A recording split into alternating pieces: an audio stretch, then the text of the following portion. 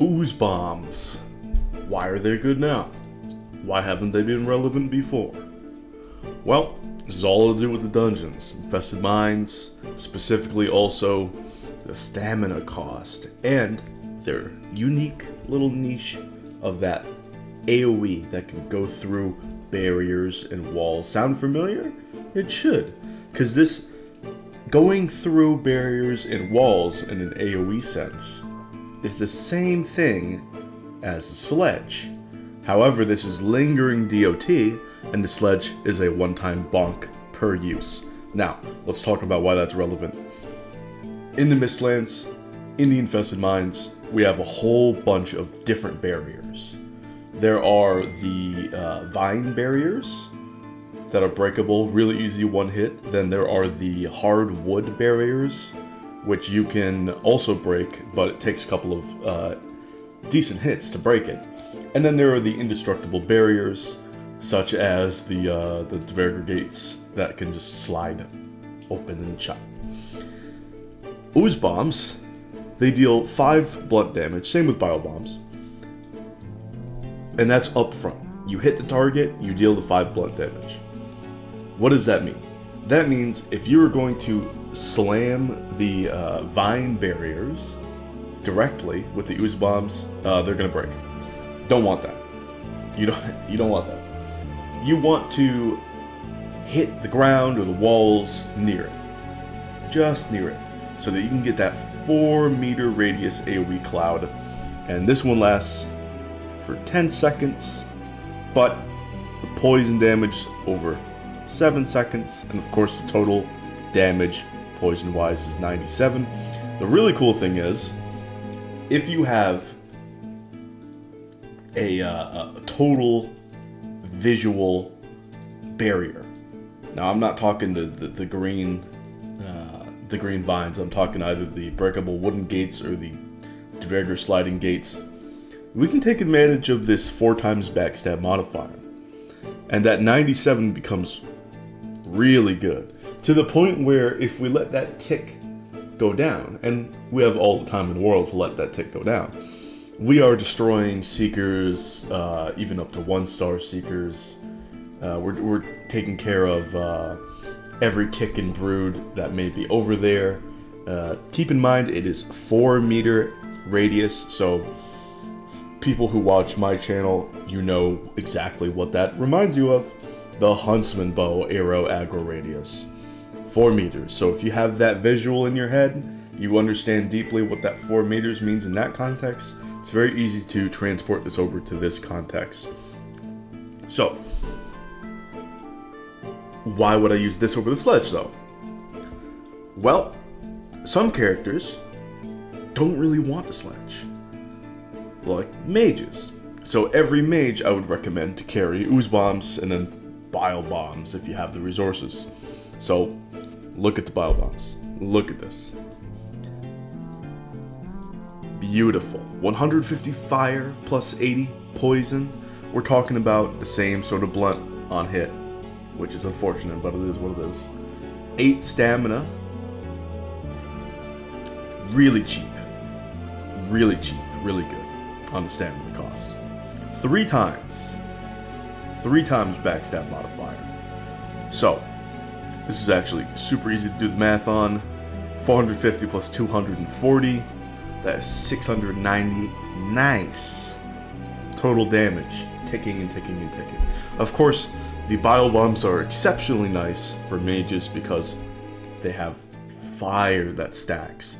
And fire, of course, you're going to be stacking this super easily with Staff of Embers, which is the whole reason why mages don't run sledges in the first place. So, let's look at this scenario. You're in the Infested Mines. You have some barriers. You got your Eiters low, because you have shenanigans from the past. You've gotten into combat. Now you have some guys that are maybe approaching. Maybe they've broken through. Maybe they haven't. Either way, boom, throw the bile bomb. Let the Eiter recharge. Only 8 stamina costs. And then you can immediately launch out Staff of Ember's Fireball, and that is a similar style of AoE that's going to stack the fire. Now, unfortunately, Poison does not stack DOT ticks. I really wish it did. That makes Poison so sad.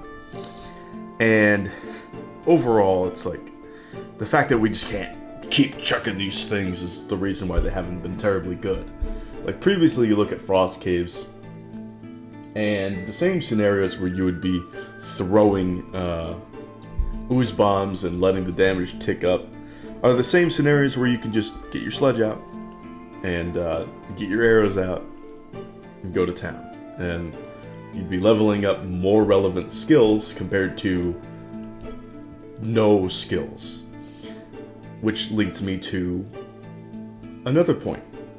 Why doesn't it have a skill? I think it should have a skill and a damage range.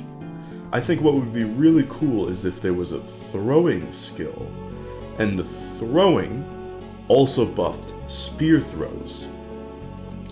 You know? I don't think anybody would be taken aback by that buff to spears. It's just spears. They excel in speedrunning.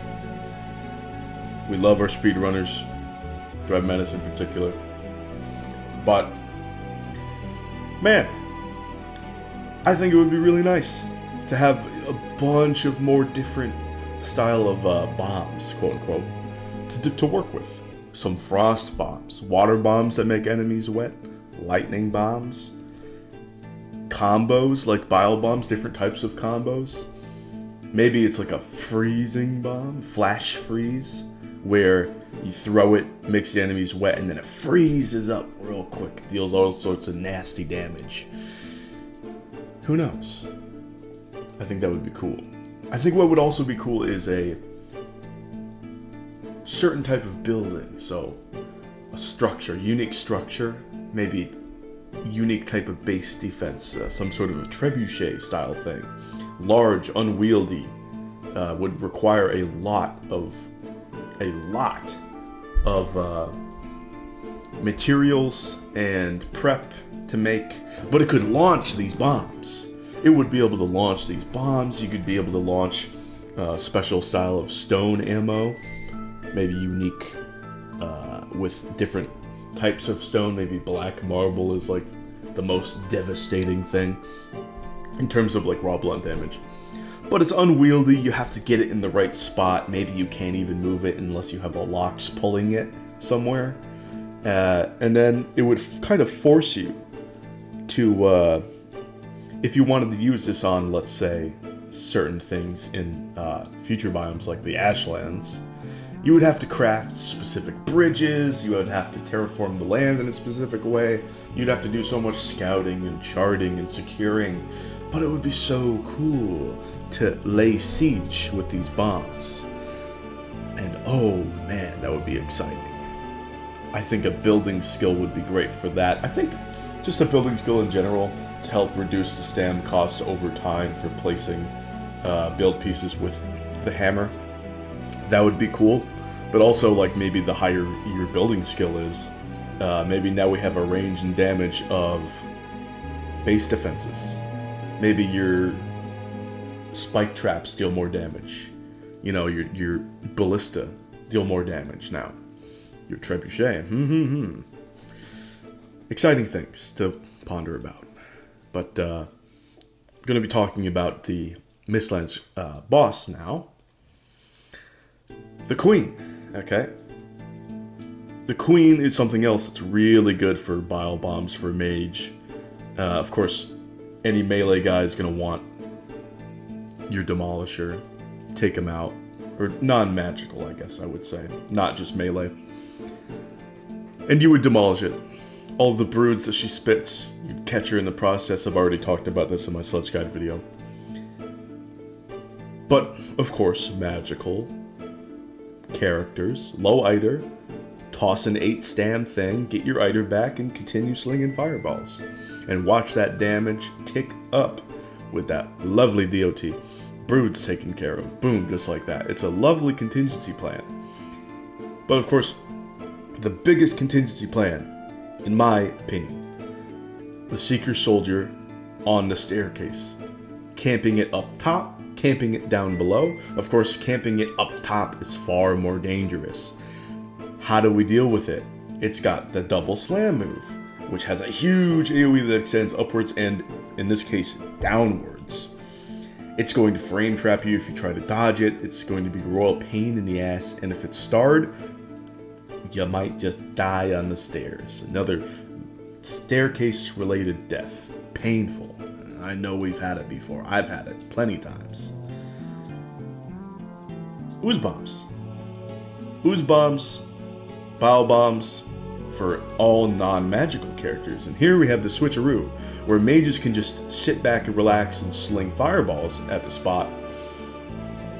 Non-magical characters don't have that luxury. And so we have ooze bombs and bile bombs. And this is where they become a little bit better. But I don't think that should be the only option.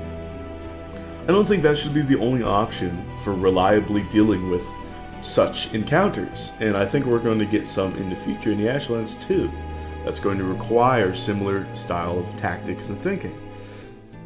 But I think we should have more ways around it. Now, what are the ways? Arrows, bolts, unique things with more types of AoE. Maybe special minimouses that have particular hitbox modifiers. I don't know. Maybe like little bomb-tipped arrows that have like a AoE. I know a lot of people like the idea of bile arrows. Bile bolts? That would be cool, right? The whole thing is you get that modifier with the sneak attack, and the DOT gets modified, and so each tick is higher damage. That's good for sneak attacks with ooze and bile bombs in dungeons. But it could also be extremely good with arbalest and other crossbows. That thing's burst damage, especially from sneak attack, woo! Now we apply that to double DOT with poison and fire? Hello. Now we're talking big ticks of damage. Something that would be capable of dealing with starred seekers on the staircase, or starred seeker soldiers on the staircase. Let me know what you guys think of all these odd ideas. Personally, I would love bile bolts. I would also love lightning bolts with some splash lightning damage. Ooh! Maybe certain splash lightning damage, even more so if it's in water or near water. Some anti-serpent tech. I mean, we might need those in the future, you know? Alright. Thank you for watching. Let me know what you think about these ideas, and I'll see you guys some other time. Bye!